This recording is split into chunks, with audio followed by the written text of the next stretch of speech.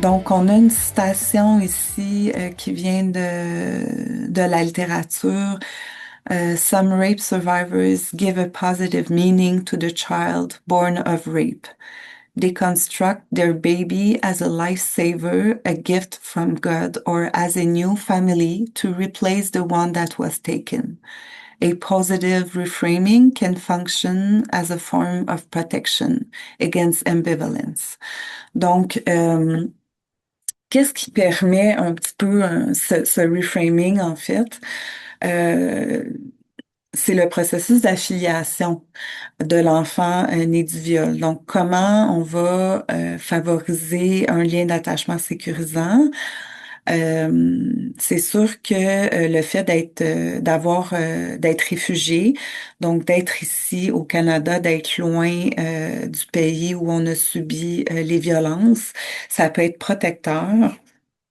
Ça peut être aussi très sécurisant. D'avoir un accompagnement psychosocial, donc au niveau des besoins de base, c'est très important aussi. Euh, D'essayer de travailler à prévenir la transmission intergénérationnelle du traumatisme.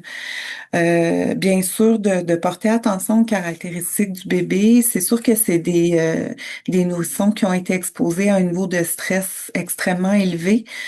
Donc, in utero, on sait que ça peut créer en fait des tempéraments qui vont être plus irritables, qui vont être plus réactifs au stress.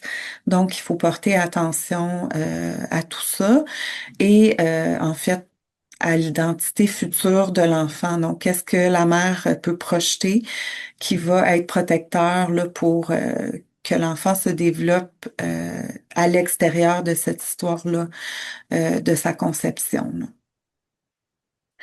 On a aussi les facteurs chronologiques. Donc, dans le fond, selon les périodes développementales de l'enfant, il va avoir quand même certaines choses à porter attention. Donc, les périodes charnières comme la période de différenciation, d'affirmation de soi, on sait que, il y a certains stades développementaux qui vont amener une modification du comportement chez l'enfant.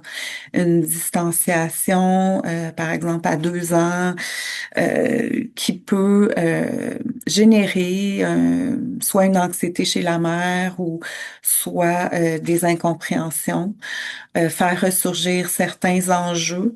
Euh, donc, ça va être important de porter attention à ça.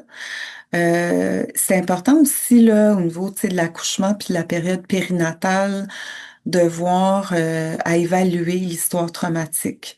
Donc, est-ce qu'il y a eu des mutilations génitales en bas âge?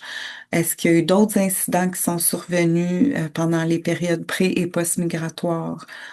Euh, Est-ce qu'il y a d'autres enfants dans la famille aussi qui vont soit tu sais, par exemple, dans le première situation clinique d'Yvonne et Ima, les enfants ont été témoins du viol, donc ils sont au courant. Donc, comment travailler en fait tout ça, sachant que la maman n'est pas rendue à, disons, parler de cette histoire-là de viol comme ayant existé. Et des fois aussi, selon le modèle T0 en somatic experiencing, on voit que après un événement traumatique, avant ou après, il peut y avoir aussi beaucoup d'autres facteurs qui vont augmenter ou diminuer en fait le risque que le, le post-trauma soit persistant. Donc, par exemple, après, est-ce qu'il y a eu des membres de la famille qui ont été présents, qui ont soutenu, qui ont accueilli? Est-ce que l'agresseur était quelqu'un de connu ou pas? Est-ce qu'il y a eu euh, en fait, des soins qui ont été apportés, des soins d'urgence. Est-ce que, bon, la famille a pu être en sécurité ou est-ce que la violence s'est continuée après? Donc, c'est tous des événements qui vont affecter, l'adaptation, subséquente. Donc voilà, c'est la trajectoire un peu là à laquelle on doit porter attention à tous ces événements-là, ces stades de transition, mais c'est sûr on peut souhaiter qu'il y ait comme un accompagnement là pour ces diades mère-enfant, pour que les mamans et les enfants puissent avoir un soutien à long terme.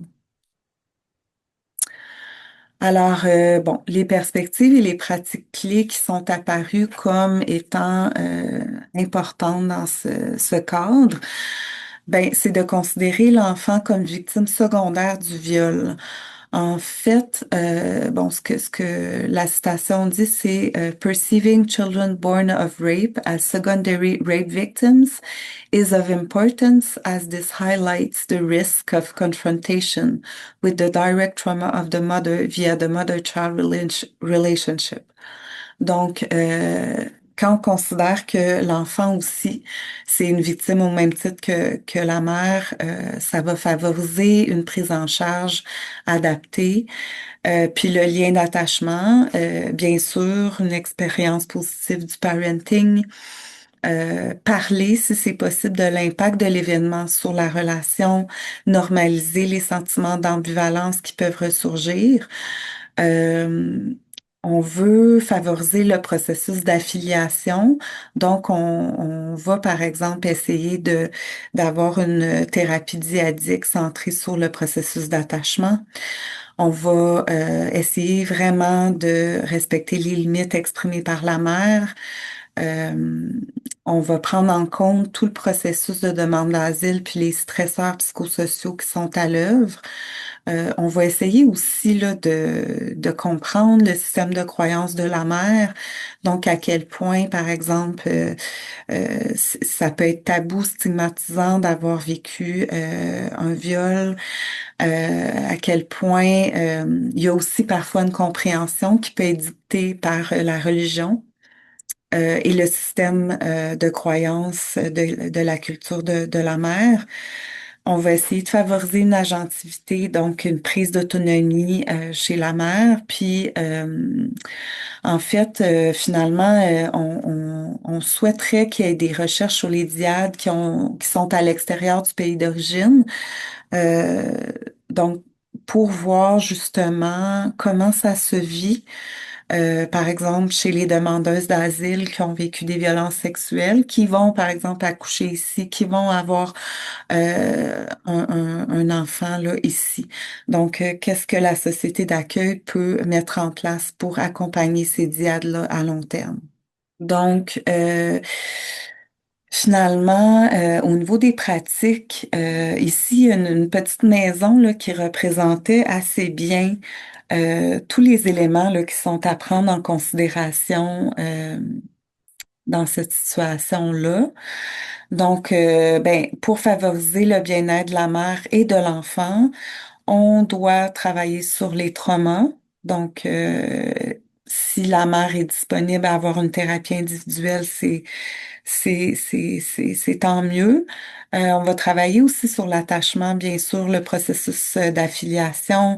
En fait, on va travailler sur l'ambivalence, la peur de l'enfant, la régulation émotionnelle, les représentations mentales, la mentalisation, la différenciation, l'identité de l'enfant, l'acceptation et la sécurité.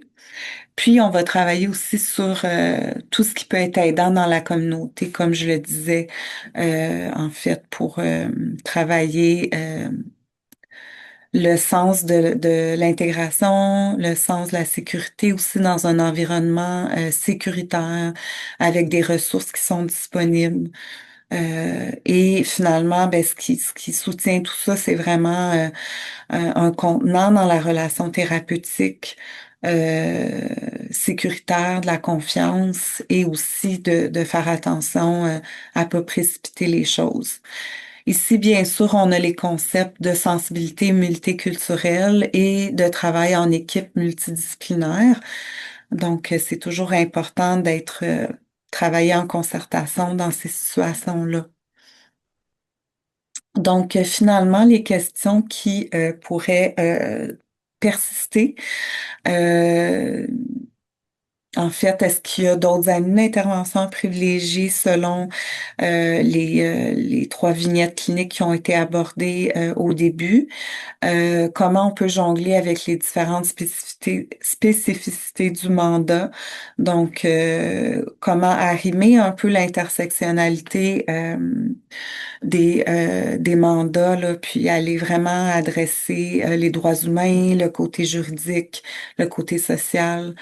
Puis c'est quoi les défis puis les limites qu'on a dans la psychothérapie avec ce type de situation. Puis aussi la même chose, là, comment on peut naviguer les bénéfices et les risques à inclure l'enfant en psychothérapie.